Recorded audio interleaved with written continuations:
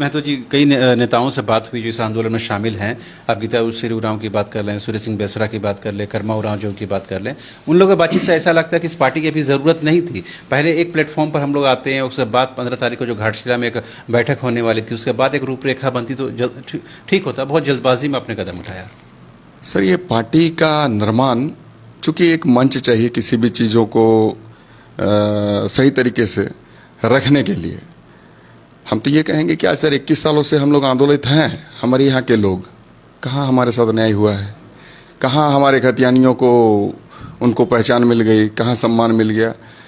आंदोलन एक तरीका है सर, लेकिन एक जो पार्टी का रोल होता है निश्चित रूप में वो तो प्रमुख है, और विधायिका में भी हमारी भागीदारी सुनिश्चित होनी चाहिए। तभी आप भी जानते हैं सर, तभी हम एक एक नीति नियम कानून बना सकते हैं। और इसीलिए आज ये पार्टी की आवश्यकता खतियानियों ने महसूस की। ये कोई अचानक वाली बात नहीं है, ये तो ज़रूरत थी और होना ही था, आज या फिर कल। तो आज खतियानियों ने एक आवश्यकता महसूस की कि भाई खतियान के आधार पर एक पार्टी का निर्माण होना चाहिए। इसलिए लोगों ने खतियानी झारखंडी पार्टी का ही नाम बना दिया।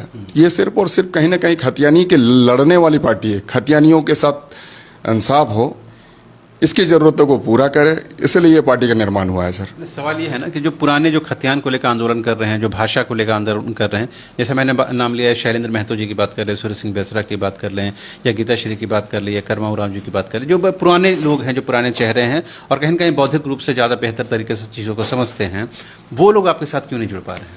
हालांकि सबों को सूचना है, जुड़ने वाले जुड़ेंगे सर आने वाले दिनों में।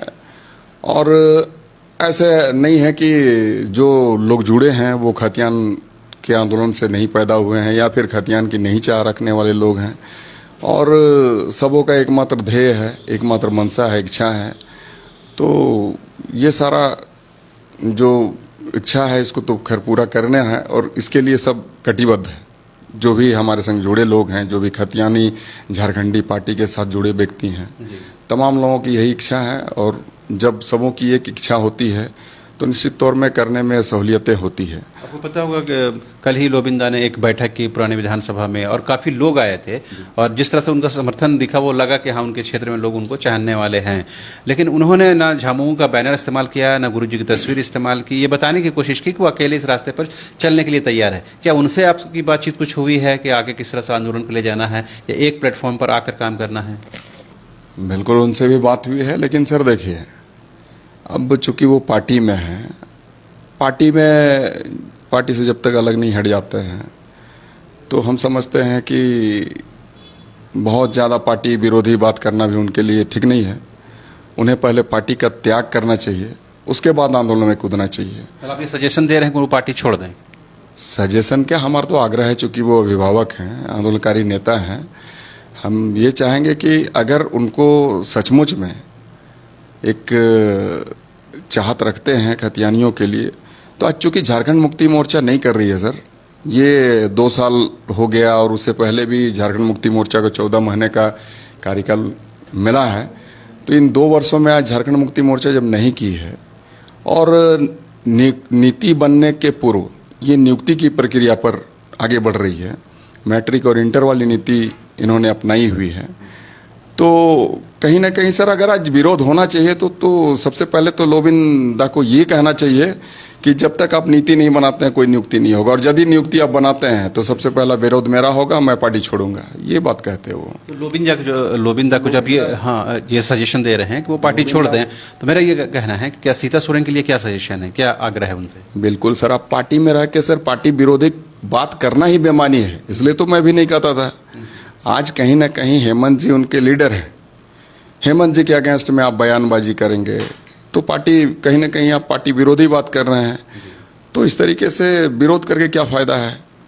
आप यदि उसमें कुछ कहना चाहते हैं तो निश्चित तौर पर आपको पार्टी से अलग होकर अपनी बातों को रखनी चाहिए, चाहे सीता जी हों या फिर लोबिंदा हों। तो लोबिंदा को भी हम यही आग्रह करेंगे कि दादा सबसे पहले ये रोकने का काम करिए कि एक भी नियुक्ति नहीं होना चाहिए। जो भी सरकार अपने नियुक्ति प्रक्रिया में आगे बढ़ रही है उस पर अविलंब विराम लगे। सबसे पहले आज ही आपने सुना कि शिक्षा मंत्री ने घोषणा कर दी कि 60,000 प्लस नियुक्तियां होंगी शिक्षा विभाग में। यही तो बोलते हैं सर, फिर यही शिक्षा मंत्री भी बोलते हैं 32 खतियान लागू होगा।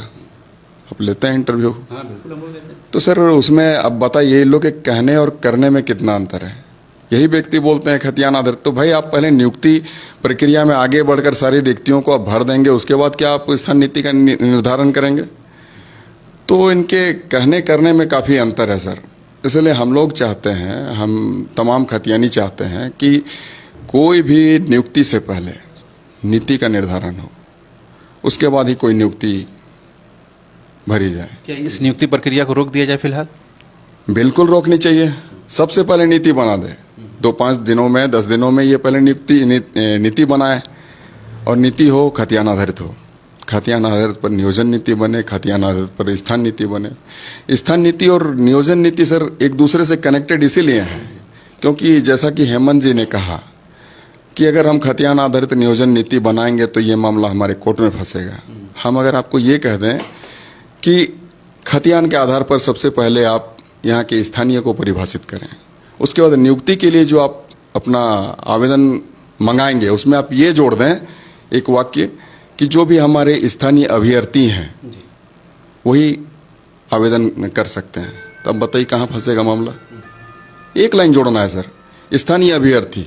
और इसी तरीके से बिहार में, यूपी में, उत्तराखंड में, तेलंगाना में हर एक जगहों पर नियुक्ति ली जा रही है, रिक्तियां भरी जा रही है।